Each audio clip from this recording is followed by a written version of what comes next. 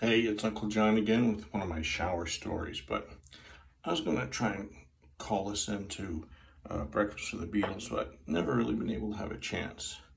So let me ask you, do you remember what your first memory is? I do.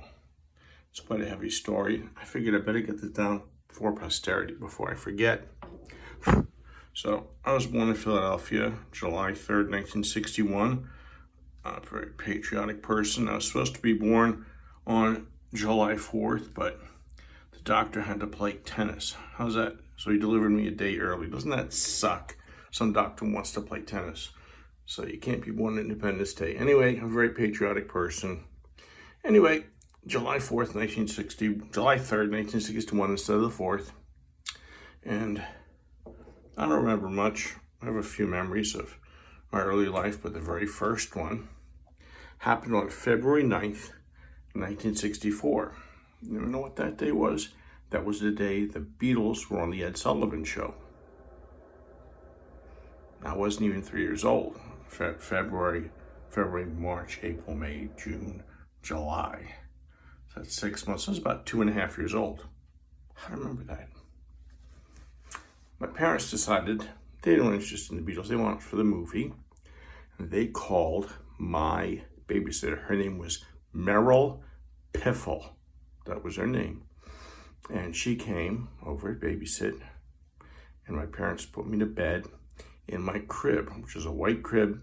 And actually had some gold pieces of fruit, peaches, and ornamentation, a little fruit cluster.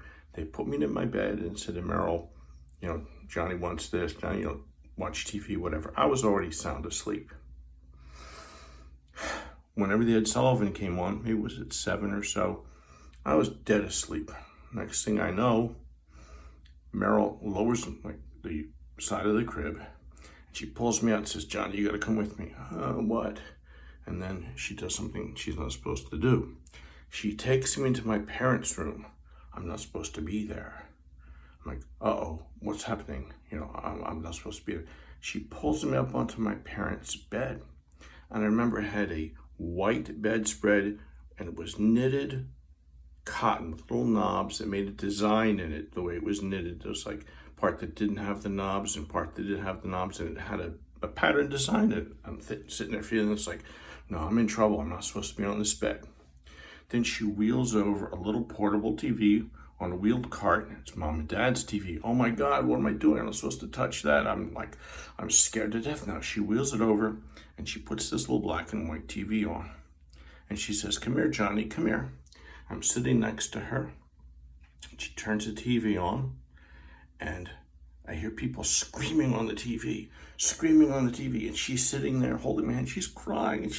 And next thing, ladies and gentlemen, the Beatles. Da, da, da, da, da, da, da, da. Oh yeah, tell you something. Da, da, da. And she's crying and holding my hand. And I want to hold your hand. Da, da, da. I want to hold your hand. And she's squeezing my hand. I want to hold your hand. And she's crushing my hand. I want to hold your hand. And she's crushing my hand. And I hear these guys singing, I want to hold your hand, and she's crushing my hand. I want to hold your hand. I want to hold your hand. I want to hold your hand. And she just cried. Wah! She's crying and screaming like, what's going on here? Why am I in my mom's and dad's bedroom? I'm not supposed to be here. Why am I on their bed, which is not supposed to be here? Why am I watching the TV? Why I'm not supposed to be here? Why is there singing, I want to hold your hand? Why is she crushing my hand? Why is she screaming and crying?